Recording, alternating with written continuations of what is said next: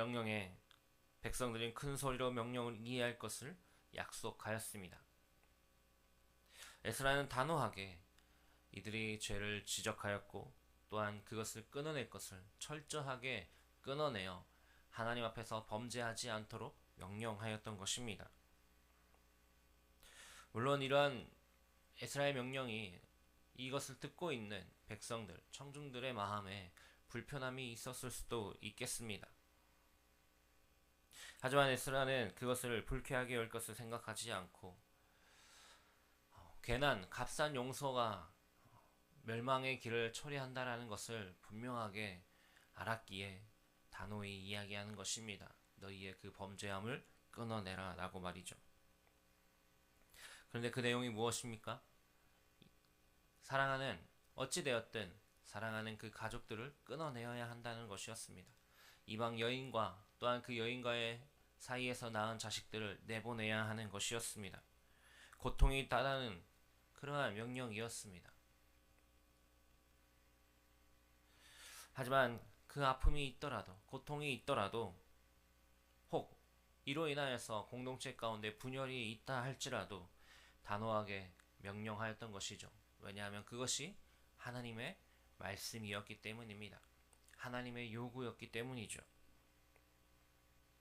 에스라의 이러한 요구에 명령에 백성들이 그 자리에서 그렇게 이해할 것을 맹세하였습니다. 왜냐하면 그것만이 하나님의 그 진노를 피할 유일한 방법이었기 때문입니다. 그렇게 순종하지 않을 수 없었던 것입니다. 다만 이 일이 하루아침에 그렇게 쉽게 할 수 있는 일은 아니었죠. 더군다나 지금 많은 비가 내리고 있기에 그 다음 절차를 이행하기가 어려운 상황이었습니다. 그래서 이때에 제안을 합니다. 이 일이 하루 이틀에 끝날 일이 아니고 그렇다고 바로 할 수 있는 일이 아니었기에 먼저 방백들, 지도자들을 중심으로 하여서 조직을 구성하고 또한 기한을 정하여 그들이 당사자가 성읍 장로들과 재판장 앞에 출석하여서 그 처분을 어떻게 받을지를 확인하는 방식으로 이행하자는 것이었습니다. 그렇게 계획을 내놓았는데 이건 역시도 신중함을 요구하는 그런 모습이었습니다. 하지만 신중하게 절차를 밟는다고 하여서 그 단호함에 경감이 되는 것이 아니었습니다. 오히려 조급하게 일을 벌이다가 그르치는 경우가 많죠. 그렇기에 더욱 하나님 앞에서 온전하게 시행할 수 있도록 노력을 더하였던 것입니다. 에스라는 그렇게 단호함 속에서도 백성들의 온전하게 하나님 앞으로 돌아올 수 있는 그 길을 마련하고 있었던 것입니다. 이에 에스라와 방백들이 동의하여서 일을 진행하려 하였습니다. 하지만 어떠한 일이든 모든 사람들이 다 똑같은 마음으로 동참하는 것은 아니었죠.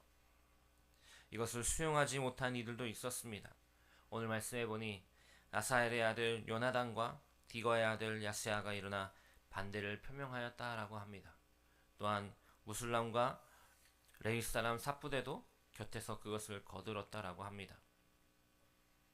이들의 이러한 반대가 무엇에 대한 반대인지는 정확하게 기록되어져 있지 않습니다. 이방인 안내를 내보내는 일 자체에 대한 반대인지 아니면은 지금 회중이 제안한 기한을 두고 진행할 것에 대한 반대인지는 분명치 않습니다. 진행하는 일에 대한 저항으로서의 반대가 있을 수도 있고 다른 의견의 표명일 수도 있겠습니다. 하지만 분명한 것은 그러한 반대가 있었고 그럼에도 불구하고 이제 그 일이 진행되어져 갔다라는 것입니다. 오늘 말씀해 보면은 그 일이 진행되어 어떤 이들이 그렇게 이방 여인들과 통혼하였는지를 작성하고 있었습니다. 그것은 제사장으로부터 시작되었죠. 무슨 말이냐? 유다 백성 가운데 많은 사람들의 수가 이러한 범죄를 저지르고 있었고 또한 지도자들 중에서도 그 일을 행하였던 자들이 있었다라는 것입니다.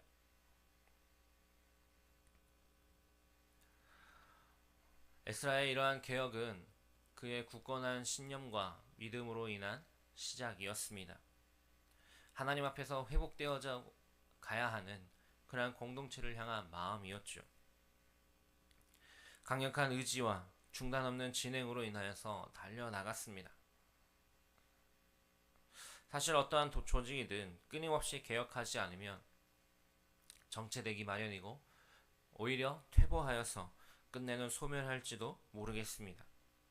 더욱이 신앙 공동체는 그렇습니다.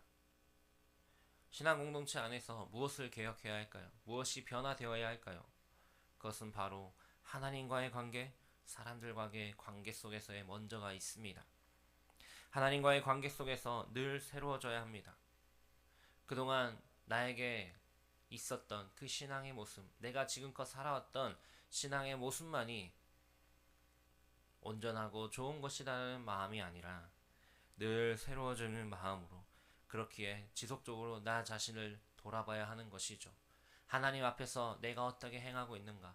내가 하나님의 말씀에 어떻게 순종하고 있고 그 말씀대로 살아가고 있는가? 또한 사람들과의 관계 속에서 하나님의 그 말씀을 의지하여서 어떠한 모습으로 살아내고 있는가? 우리가 그것을 돌아봐야 하는 것이죠. 그리고 그렇게 자신을 살피고 혹 그 말씀에서 벗어난 모습들이 있다라면 돌이키기 위하여서 노력을 해야 하는 것입니다. 모든 일에 열린 마음을 갖고 나아가되 혹 현실에 방해받고 반대하는 그 앞에서 내 의지가 꺾여서는 절대로 안 될 것입니다. 오늘날 우리에게 주어진 일들이 그렇죠. 우리 각자에게 주어진 사역과 사명들이 있습니다. 이를 위해서 더욱 하나님의 말씀을 의지하는 것이고 그 말씀을 따라 행하며 나아가야 하는 것입니다. 그렇게 나아가는 자리에 분명한 하나님의 계획이 있음을 그렇게 우리를 이끌어감을 인정하며 또 그것에 순종함으로 나아가야 하는 것입니다. 오늘 거룩한 주일입니다. 특별히 오늘은 지난 한 해 동안 우리에게 허락하신 그 은혜에 감사하며 기쁨으로 추수감사주의로 지킵니다.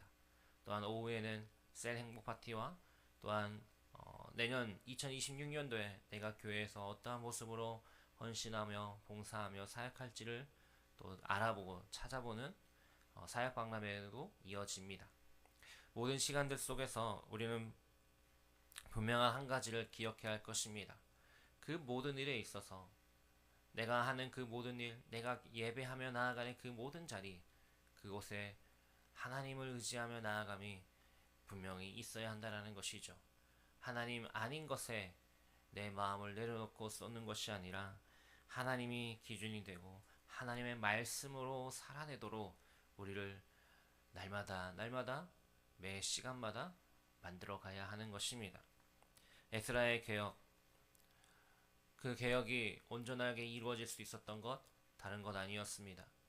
물론 에스라가 왕의 신임을 가진 관리로서 귀환한 백성들과 함께 돌아왔기는 하지만 그 이전에 에스라는 제사장으로서 하나님 앞에서 신실하게 서 있던 자였습니다.